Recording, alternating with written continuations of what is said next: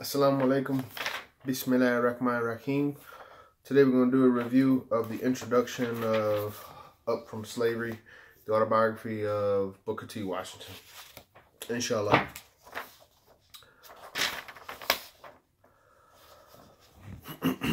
Introduction.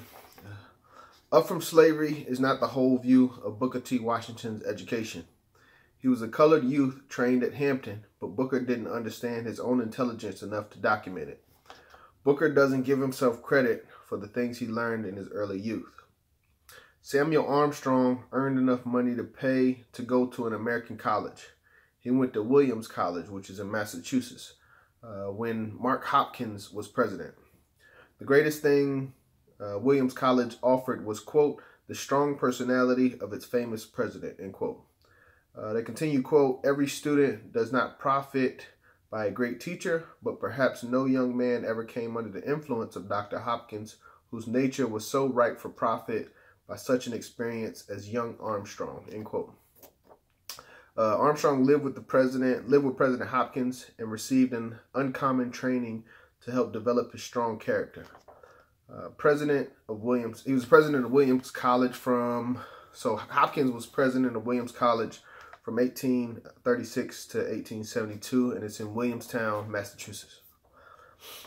Samuel Armstrong became the founder of Hampton Institute with the purpose of training youth. Just as Samuel Armstrong was a pupil of Dr. Hopkins, Booker T. Washington was a pupil of Samuel Armstrong. This was a primary source for the development of Booker's character. Booker was one of the first black leaders that was not a politician or a preacher. The author writes, quote, I knew colored men who at the time had become prominent as leaders of their race, but I had not known one who was neither a politician nor a preacher, and I had not heard of the head of an important colored school who was not a preacher, end quote.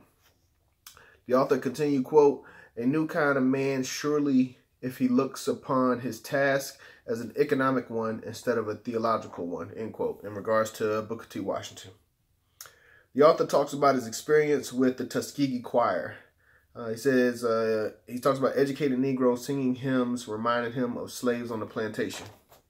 The author writes, quote, the whole republic was a victim of that fundamental error of importing Africa to America, end quote. The author began to realize the struggle of blacks in America. He writes, quote, I recall the low level of public life in all black states, end quote. He continued, quote, I had long ago thrown aside illusions and theories and was willing to meet the facts face to face and to do whatever in God's name a man might do towards saving the next generation from such a burden, end quote. The author felt that Booker was the answer to this problem. He writes, quote, then I saw clearly that the way out of a century of blunders had been made by this man who stood beside me. Booker had end quote. Booker had shown the way. Time, patience, encouragement, and work would do the rest. Teaching the Negro how to read and work had been done in slavery without any significant improvements to blacks socially or economically. The author writes, quote, to teach the Negro to do skillful work as men of all races that have risen have worked, responsible work, which is education and character. And the most of all, when Negroes so teach Negroes to do this, that they will teach others with the missionary zeal that puts all ordinary philanthropic efforts to shame, end quote. He said, this is an old plan developed at Hampton Institute, but it was done by white men. The author writes, quote, but Tuskegee is nevertheless a brand new chapter in the history of the Negro. It not only makes a carpenter of a man, it makes a man of a carpenter, end quote.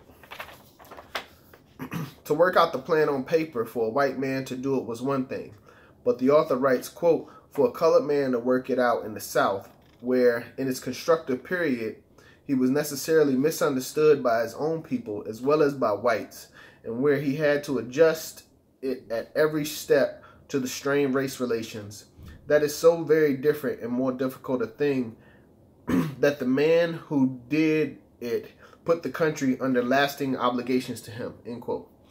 He continues, quote, It had been done in spite of the ignorance of one race and the prejudice of the other, end quote.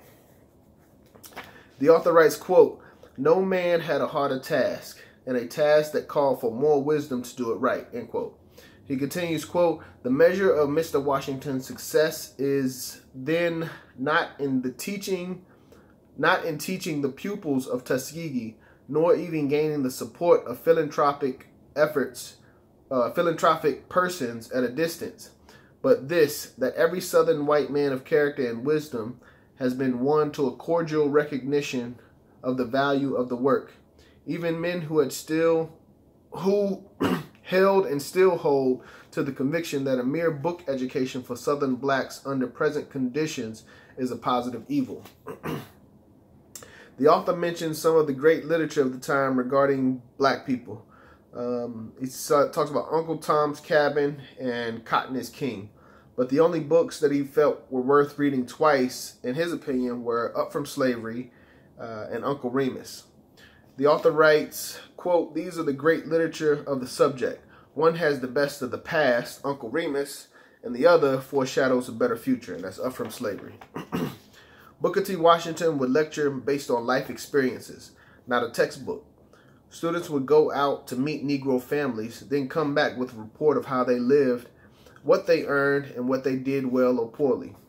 The author writes, quote, "He would construct a definite plan for the betterment of that particular family out of the resources that they have," end quote. This technique proved to be far more effective than recitation. When asked what was the most important result of his work, Booker replied, quote, "I do not know which to put first, the efforts of Tuskegee's work on the Negro or the effect on the attitude of the white man to the Negro," end quote. Booker says, quote, "As the Negro becomes economically independent, he becomes a responsible part of the Southern life, and whites so recognize him," end quote. He continues, quote, "It is developed in a natural way." And also, quote, "Education is not a thing apart from life, not a system nor a philosophy. It is direct teaching, how to live and how to work," end quote. And that's the end of the introduction. The introduction is written by Walter H. Page. Walter H. Page was an American journalist, publisher, and a diplomat. He was the United States ambassador to the United Kingdom during World War I. And I will see you all in chapter 1. Thank you. Make sure you share this if you like what you heard. If you disagree with anything I said, make sure you comment, read the book, and read the introduction for yourself. And I will see y'all in chapter 1. Thank you.